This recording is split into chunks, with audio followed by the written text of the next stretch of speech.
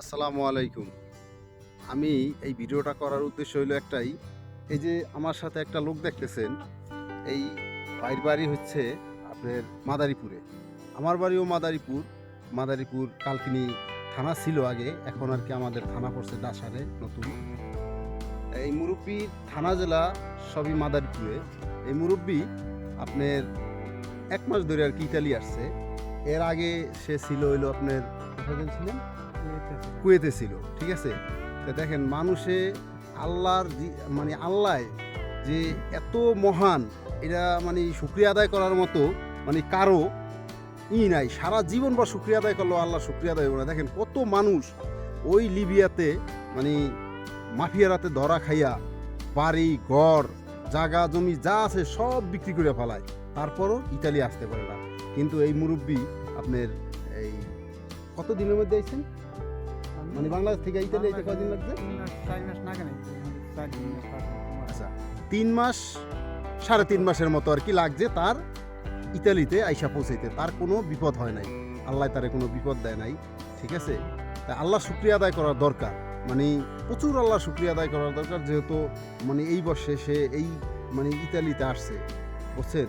মানে এমন একটা পরিবেশ, এই লিবিয়ার যে রাস্তা, এইটা ধরেন আপনি নৌকায় উঠলেন, নৌকায় ওঠার পরে পানির মানে উথাল পাথাল, তখন তো আপনি মনে করবেন আমার জীবন শেষ, আমি আর বাঁচবো না, আমি হয়তো আমরা এই যে বোর্ডে আইছিলাম এই বোর্ডে তো মনে করেন আমাকে আল্লাহ হাইতে বাঁচাই রাখছে, আল্লাহ রিজিক রাখছে, তো কেন আইছি না বাঁচার কোনো আশা ছিল না। যেভাবে ঝড় তুফানের ভিতরে আমাকে ভোর ছাড়ছে, আমরা এই যে লিবিয়ান যেকালে পাড়ি দিল সেকাল তার আলাপ পাই নাই, এরপরে যেকালে এই ছাড়ছে, এরপরে মনে করেন যে ডেফার বাঁধ কে রাত মহে পানি আছে না, আল্লাহরে বলাইতে গলা হয়ে গেছে, কথা কইতে পারি না, কি কম আছে। তাহলে কই কি আল্লাহ তুই যদি আমাকে হায়াত দিয়া যাস তাই আমরা বাঁচতে নাই, আর বাঁচার কোনো আশা নাই, আমাকে এই পর্যন্ত শেয়ার। যাই হোক, এই মুরব্বীর বাড়ি হচ্ছে যে হইলো আপনার ঘটকচর আছে না, মাদারীপুরের যে ঘটকচর, মোস্তফাপুর মাদারীপুর যে ঘটকচর থেকে একটু ভিতরে আর কি তার বাড়ি, কুইন্না আর কি, ওখানে তার বাড়ি, ঠিক আছে। এই ভিডিওটা করলাম যে যারা এই অবৈধ পথে আসে, দেখা যায় বাংলাদেশের হাজারো মায়ের কোল খালি হয়ে গেছে, আবার হাজারো মানুষ একবারে সব কিছু বিক্রি কইরা মানে পথ শূন্য হয়ে গেছে, এরকম অবস্থা। এটা একটা রাস্তা, ঠিক আছে।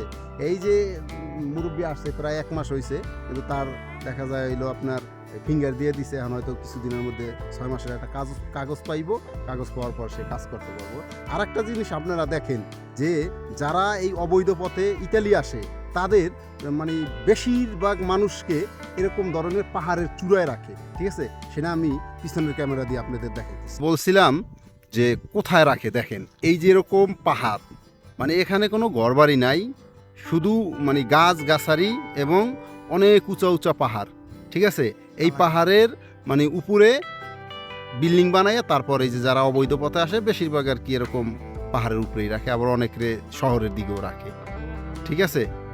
দেন কি অবস্থা, সব বাগান আর কি, ঠিক আছে। এই দেখেন কি অবস্থা। আর ওই যে এই সাইডটা একটু দেখাই, এই যে দেখেন পাহাড় আর পাহাড়, কোনো লোকজন নাই। আমরা কিন্তু একটা মানে অনেক উঁচা পাহাড়ের উপরে দাঁড়াই আর কি ভিডিওটা করতেছি, ঠিক আছে, আপনাদের দেখানোর জন্যে। আর এই দেশে বেশিরভাগ দেখা যায় যে গাছগাছালি বেশি, অনেক বেশি গাছগাছালি লাগায়, তারা গাছগাছালি পছন্দ করে অনেক, ঠিক আছে। এরকম ধরনের জায়গায় থাকে আর কি।